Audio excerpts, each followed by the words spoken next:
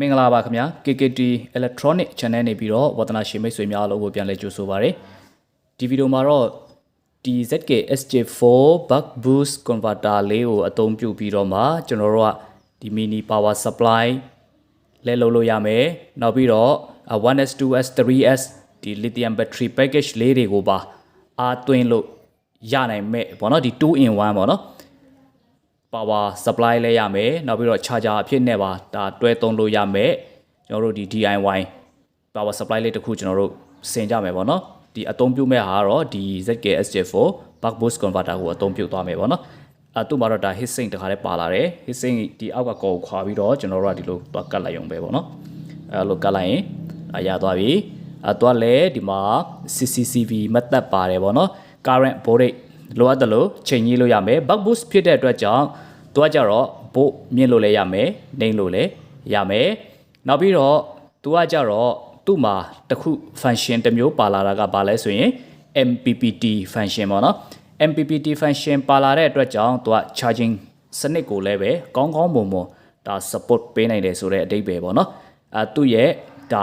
သူ့ကိုချိတ်ဆက်ထားတဲ့ဒီ charger ဒါမှမဟုတ်ရင် adapter ကနေထုတ်ပေးနိုင်တဲ့ watt အတိုင်းပေါ့နော် watt အတိုင်းသူကပြန်လဲပြီးတော့ထုတ်ပေးနိုင်မယ်ဆိုတဲ့အဓိပ္ပာယ်ပေါ့နော်နောက်ပြီးတော့မှဒီမှာဒီ LED မီးလေးလည်း၃လုံးပါတယ် CC နောက်ပြီးတော့ FL ရဲ့ CH ဆိုပြီးတော့မှသူကပါတယ်ပေါ့နော်သူရဲ့ဒီ indicator မီးလေးတွေလည်းပါတယ်အဲ့တော့သူကကြတော့အဝင်ဘိုးကကြတော့5ဘိုးကနေ30ဘိုးပေးသွင်းလို့ရတယ်အထွက်ကတော့ဒါ 0.5 ကနေ30ဘိုးအတွင်းစိတ်ကြိုက်ချိန်ကြီးလို့ရမယ်ပေါ့နော်သူ့ရဲ့ maximum ထုတ်ပေးနိုင်တဲ့ current ကတော့4 ampere ဖြစ်ပါတယ်အဲ့တော့ကျွန်တော်တို့က4 ampere လောက်ထိတော့မသုံးဘူးပေါ့နော်ဘာကြောင့်လဲဆိုရင်တော့ကျွန်တော်တို့သူထုတ်ပေးနိုင်တဲ့ ampere အထိကျွန်တော်တို့ကသုံးလိုက်ပဲဆိုရင်သူကပါ fan တွေပါညာလိုတယ်ပေါ့နော်ပန်ကာမှန်ညာတက်ပေးရမှာမလို့ကျွန်တော်တို့ကအဲ့လောက်ထိမသုံးတော့ဘူးသူ့ကိုအများဆုံးကျွန်တော်တို့ကတစ်ဝက်ကြော်ပေါ့နော် 2.5 3 ampere လောက်ထိပဲကျွန်တော်တို့အများဆုံးအသုံးပြုမယ်ဆိုရင်ဒါအဆင်ပြေမယ်ဒါပန်ကာပါညာလည်းတက်ဆရာမလို့တော့ဘူးပေါ့နော်ဟုတ်ကဲ့ပါအဲ့တော့ကျွန်တော်တို့စပြီးတော့ဆင်ကြည့်ပါမယ်အဲ့တော့စဆင်တော့မှဖြစ်တဲ့အတွက်ဒီ CCCV ဒီ variable resistor နှလုံးကိုဖြုတ်လိုက်မယ်ပေါ့နော်ဖြုတ်လိုက်ပြီးတော့မှကျွန်တော်တို့ကဒီ potentiometer တွေနဲ့ပေါ့နော်ဒီBTRK တွေနဲ့ကျွန်တော်တို့ကတွဲပြီးတော့မှဒါလဲလို့ရတဲ့ဟာမျိုးကျွန်တော်တို့ပြောင်းသွားမှာဖြစ်ပါတယ်သူ့ကိုကျွန်တော်တို့ကဆင်ပြီးသွားပြီဆိုရင်တော့ဒါတကယ်လို့ကိုယ်အိမ်မှာ12 volt battery ရှိတယ်ဆိုရင်ပေါ့နော်12 volt battery ရှိတယ်ဆိုရင်ကျွန်တော်တို့ကဒီ laptop အသုံးပြုဖို့အတွက်ပေါ့နော်တခါတည်းဒီကနေ boost လုပ်ပြီးတော့မှဒါ laptop ကိုပါတခါတည်း power supply ပေးသွင်းလို့ရမှာပဲပေါ့နော်အဲ့ခါကျတော့ဒါ3 in 1လောက်ကိုဖြစ်သွားတယ်ပေါ့နော်ဟုတ်ပါပြီအဲ့တော့တစ်ချက်လောက်ကျွန်တော်တို့ကြည့်ကြည့်မယ်အဲ့တော့ဒီမှာ circuit ကိုဒီလိုလေးကျွန်တော်တို့ပြန်ပြီးတော့ဆင်လိုက်တယ်ပေါ့နော်အဲ့တော့ဒီကvariable resistor နှစ်ခုကိုကျွန်တော်တို့ဖြုတ်ပြီးတော့ဒီလိုပုံစံပြန်ပြီးတော့ဆက်လိုက်တယ်ဒါဆိုတော့ဒါကျွန်တော်တို့သူ့ကိုအပြင်ကနေဒါကိုစိတ်ကြိုက်လှည့်ပြီးတော့ voltage ရော ampere ကိုရောချိန်လို့ရမယ်ပေါ့နော်နောက်ပြီးတော့ဒီ LED မီးလုံးလေးရှိတဲ့နေရာမှာဒါအပြင်ကိုထုတ်ဖို့ရအတွက်ဒီမှာ LED မီးလေးကိုလည်းလို့လေချိတ်ဆက်လိုက်တယ်ပေါ့နော်နောက်ပြီးတော့ဒီမှာ project box ကိုဒီလိုပုံစံလုပ်ထားတယ်ဘိုး ampere meter တစ်လုံးပါမယ်ပေါ့နော်အဲ့တော့သူကကြတော့ဒီဘိုး ampere meter ကိုတော့ဒီ module ရဲ့အထွက်မှာကျွန်တော်တို့တက်ပြီးတော့မှာပေါ့နော်သူ့ရဲ့ဘိုးတွေဘယ်လောက် ampere ဘယ်လောက်ရှိလဲဆိုတာသိအောင်ကျွန်တော်တို့ဒီမှာတက်ထားတယ်နောက်ပြီးတော့ဒီမှာ switch လေးခံထားတယ်ပေါ့နော်ဒါ on off လုပ်ဖို့ switch လေးတစ်လုံးကိုလည်းမှာထည့်ထားတယ်ပေါ့နော်သူ့ရဲ့ဒီ project box ထဲမှာပေါ့နော်ဟုတ်ကဲ့အဲ့တော့ဒီပုံစံလေးရလာမယ်ပေါ့နော်အဲ့ဒီပုံစံလေးဖြစ်သွားမယ်potentiometer လို့ခေါ်တဲ့ဒီကဒီ variable resistor ကိုတော့ကျွန်တော်တို့ကဒီလိုပုံစံပြောင်းလိုက်တယ်ပေါ့နော်အဲ့တော့ဒီကကျိုးကတော့ဒါနည်းနည်း ampere ခံနိုင်တဲ့ကျိုးဖြစ်ဖို့တော့လိုတယ်ပေါ့နော်ဒီကျိုးတွေကကျိုးသေးတဲ့ဟာသုံးမယ်ဆိုရင်တော့ဒါတိတ်အဆင်မပြေနိုင်ပါဘူးပေါ့နော်အဲ့တော့သူ့ကိုကျွန်တော်တို့စမ်းကြည့်မယ်ပေါ့နော်အဲ့တော့ကျွန်တော်တို့ဒီ project box ထဲမထည့်ခင်ကျွန်တော်တို့တစ်ချက်လောက်ကျွန်တော်စမ်းကြည့်ပါမယ်အဲ့တော့ဒီမှာ12 volt power supply ပေးကြည့်မယ်ပေါ့နော်power supply ထိုးသွင်းကြည့်ပါမယ်ဟုတ်ကဲ့ရပါတယ်နော်12 volt ဖြစ်တဲ့အတွက်သူကဒီမှာ buck boost ဆိုတဲ့အတွက်ကြောင့်12 volt ကနေကိုက short လို့လည်းရမယ်တိုးလို့လည်းရမယ်ပေါ့နော်အဲ့တော့ဒါ short တာတိုးလိုက်မယ်ဆိုဒီမှာ voltage ရတာကိုစိတ်ကြိုက်ဒီမှာချိန်လို့ရမယ်ပေါ့နော်ဟုတ်ကဲ့အဲ့တော့သူတစ်ချက်လောက်ကျွန်တော်တို့ project box ထဲထည့်ပြီးတော့ဆင်ပါမယ်အဲ့တော့ဒီမှာကျိုးကတော့တော်တော်လေးကိုရှုပ်သွားပြီပေါ့နော်အဲ့တော့တစ်ချက်ချင်းကျွန်တော်တို့ကြည့်ကြည့်အောင် အဲ့တော့သူ့ကိုကျွန်တော်တို့ကဒါအပြီးသက်တည်တဲ့ကိုထည့်တော့မှာပေါ့နော်အဲ့ဒီကောင်ကိုရင်စပြောမယ်ဒီကောင်တော့ဒါအပြန်နေပြီးတော့ကျွန်တော်တို့ကဒါ charger ဒါမှမဟုတ်ရင် adapter ဒီထဲကိုဝင်မယ်ပေါ့နော်ဒီထဲကိုဝင်ပြီးတော့မှဒီ minus ကတော့ဒီကောင်ရဲ့ minus ကိုအဝင်ပေါ့နော်ဒီအဝင် minus ကို direct ဝင်ပြီးတော့ plus ကကြတော့ဒီခလုတ်ကိုသွားမယ်နော်ဒီခလုတ်ကိုသွားပြီးတော့မှခလုတ်ကဒီအပေါ်အကောင်နဲ့ဒီ plus ကျိုးကဆက်မယ်ဆက်ပြီးတော့ဒီ main အောက်ကကျိုးကကြတော့ဒါဒီထဲကို plus ကျိုးဝင်မယ်ပေါ့နော်ဒီအောက်ကကျိုးကဒီ plus ကိုဝင်ပြီးတော့မှဒီကျိုးကကြတော့ဒီရဲ့နေဒါဒီခေါင်းကနေလာတဲ့ကောင်ကဒီကိုတိုက်ရိုက်လာမယ်ပေါ့နော်ဟုတ်ပြီ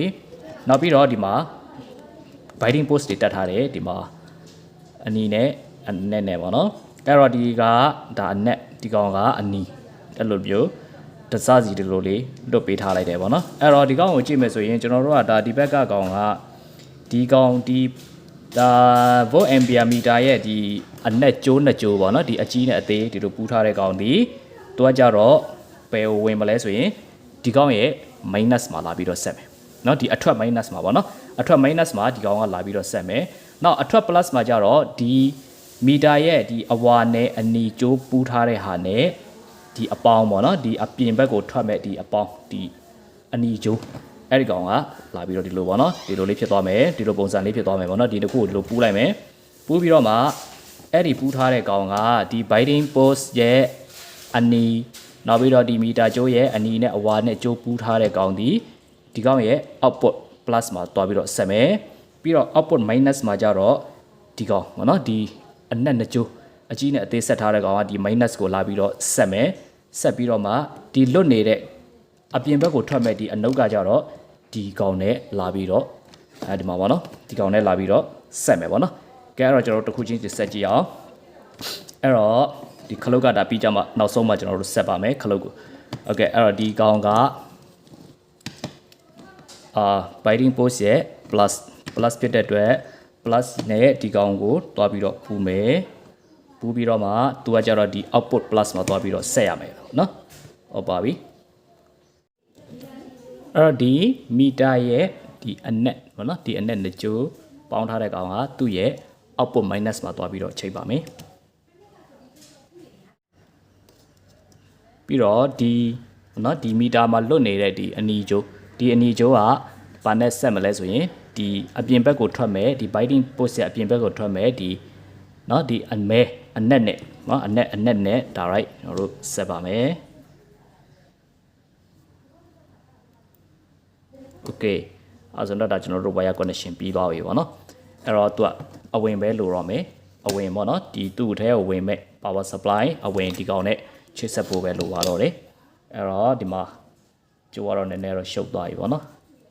လိုပါပဲတေးသေးချာချာတစ်ခုချင်းလိုက်လို့ရင်တော့ဒါဟောဖြစ်ပါတယ်မရှုပ်ပါဘူးပေါ့နော်အဲ့တော့ဒီမှာဒီကောင်ဒီကျိုးတွေကတော့ဒါ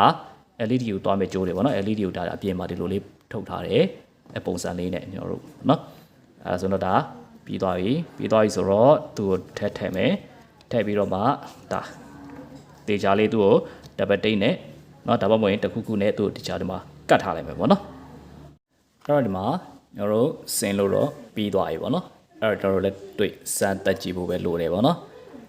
ဟုတ်ပါပြီ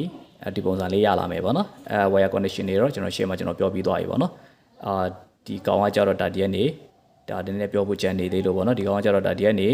adapter ဝင်ပြီးတော့မှ plus ကတော့ဒီခလုတ်စီကိုတွားပြီးတော့ပြန်လာပြီးတော့ဒီထဲကိုဝင်မယ် minus ကတော့ဒီထဲကိုဒါရိုက်ဝင်မယ်ပေါ့နော် input ကိုဟုတ်ပါပြီအဲ့တော့ဒါသူ့ကိုဖုံးပြီးတော့မှကျွန်တော်တို့လက်တွေ့စမ်းကြည့်မယ်ပေါ့နော်အဲ့တော့ဒီမှာကျွန်တော်တို့ပြီးသွားပြီပေါ့နော်โอเคဒီလိုပုံစံလေးရလာပြီပေါ့နော်ပုံစံလေးရလာပြီဆိုတော့သူ့ကိုကျွန်တော်ပထမဆုံးဒီ12ပုဒီကောင်ကကြတော့ဒီ adapter နဲ့စမ်းကြည့်မယ်ပေါ့နော် power supply ပေးပြီးတော့မှလိုအပ်တယ်လို့ပို့ short မယ်မြင့်မယ်အဲ့လိုမြင့်ပြီးတော့မှကျွန်တော်တို့စမ်းကြည့်ပါမယ်ပေါ့နော်အဲ့တော့ဒီမှာကျွန်တော်သုံးတဲ့ကောင်က12ပု5 ampere ပေါ့နော်ဟုတ်ပြီအဲ့တော့သူ့ကိုဒီမှာထိုးလိုက်မယ်ထိုးလိုက်ပြီးတော့ဟောပြီးဒီကလာတဲ့ကောင်ကိုဒီမှာပြန်ထိုးမယ်ပေါ့နော်ထိုးပြီးတော့ကလုတ်ဖွင့်လိုက်ပါမယ်โอเค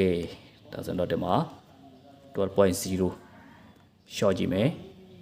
ဟုတ်ကဲ့စင်ပြေတယ်ပေါ့နော်စင်ပြေပါတယ်4.1 4.4.5 4အောက်ဆိုရင်တော့သူကနည်းနည်းလေးဘယ်လိုခေါ်မလဲဒီဘို့ ampere meter ကနည်းနည်း4ဘို့အောက်ရောက်သွားပြီဆိုရင်တော့သူကမလင်းပေးနိုင်တော့ဘူးပေါ့နော်ဟုတ်ပြီအဲ့တော့သူ့ကိုကျွန်တော်တို့ဒီ3.4.2ဘို့မှာထားမယ်ထားပြီးတော့မှကျွန်တော်တို့သူ့ကိုစမ်းသပ်ပြီးတော့မှဒါ LED မီးလုံးကိုထွန်းကြည့်မယ်ပေါ့နော်ဟုတ်ကဲ့ပါအဲ့တော့သူ့ဒီမှာတော်ပြီးဆက်မယ်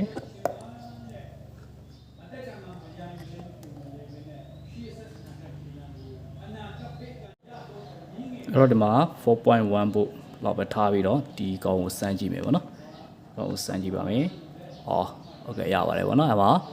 ampere က 3.2 ampere လောက်ထိဆွဲရတယ်ပေါ့နော်ဒီကောင်က။ဟုတ်ကဲ့ပါ။အဆင်ပြေပါတယ်။နောက်ပြီးတော့ကျွန်တော်တို့ဒီစစ်ဘုတ်မော်တာနဲ့ကျွန်တော်တို့စမ်းကြည့်မယ်ပေါ့နော်။ဟုတ်ပါပြီ။အဲ့တော့ကျွန်တော်ပိုအားကိုကျွန်တော်မြင့်လိုက်မယ်။ပိုအားကိုမြင့်လိုက်မယ်။စစ်ဘုတ်ဟုတ်ကဲ့ပါ။အဲ့တော့နည်းများသွားတယ်စစ်ဘုတ်လောက်ထားပြီးတော့ဟုတ်ကဲ့ဟုတ်ပြီအဲ့တော့ဒီကောင်ကျွန်တော်တို့စမ်းသပ်ကြည့်မယ်ပေါ့နော်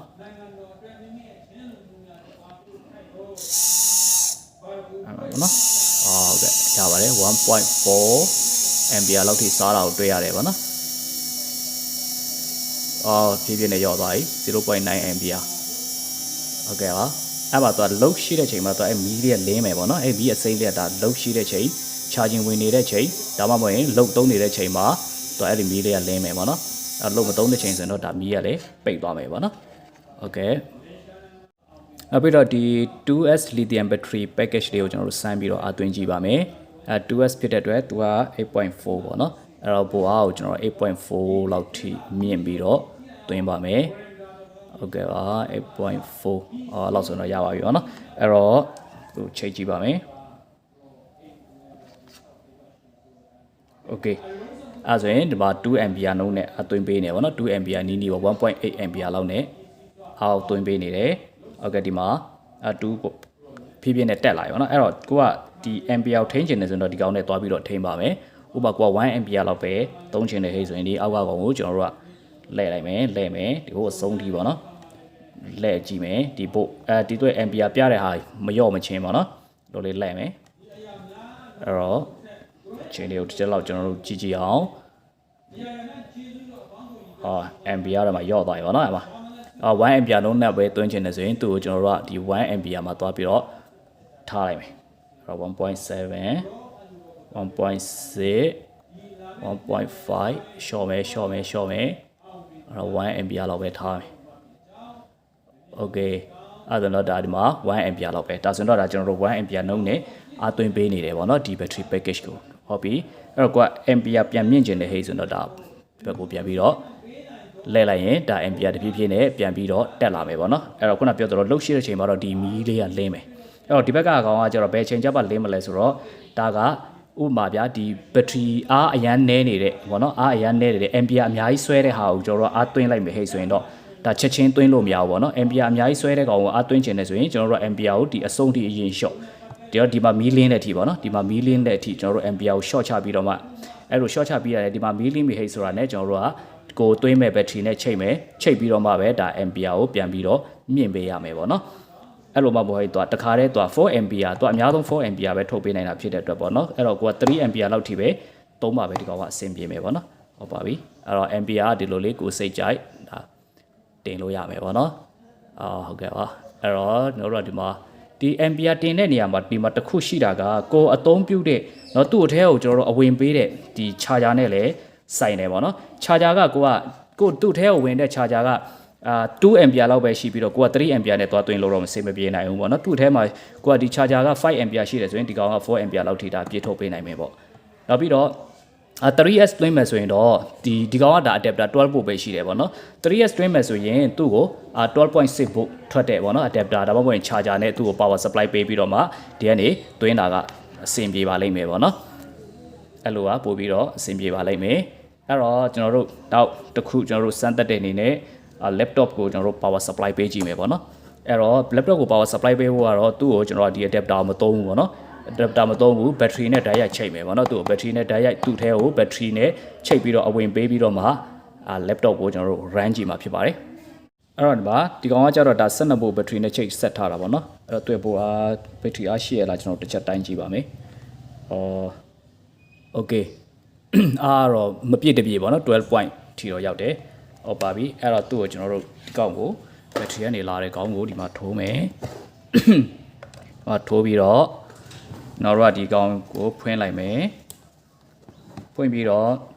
ဒီ laptop ကိုကျွန်တော်တို့ကဆန်းမှာဖြစ်တဲ့အတွက်ကြောင့် laptop ကသူက 19.5 ရှိတယ်ပေါ့နော်အဲ့တော့ကျွန်တော်ပိုအားကို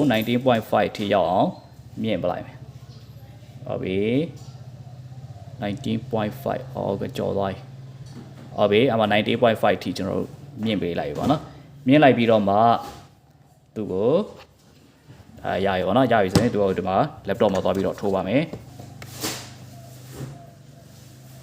okay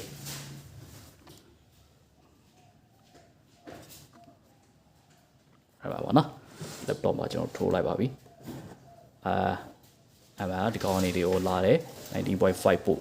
အဲ့ပါ laptop ကိုကျွန်တော်တို့စမ်းပြီးတော့ဖွင့်ကြည့်ပါမယ် okay